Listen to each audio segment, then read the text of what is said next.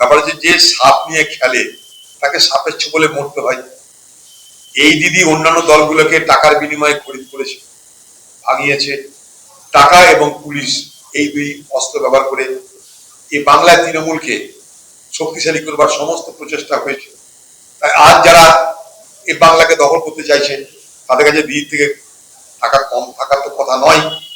ফলে তারা যদি চেষ্টা করে, জানা নাই আমার, তো দিদি কার কথা বলছে সেটা আমরা জানি না। দিদির সব খবর আছে।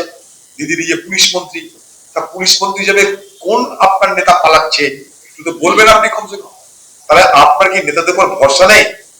আপনার উন্নয়নে সেই সব নেতা কি এখনো ধাঁধা খায়নি?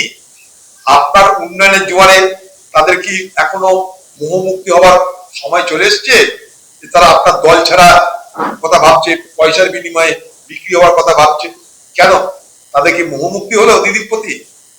দিদির এটা প্রয়োজন, তার অনুসন্ধান করা, আত্ম অনুসন্ধান করা দিদির প্রয়োজন।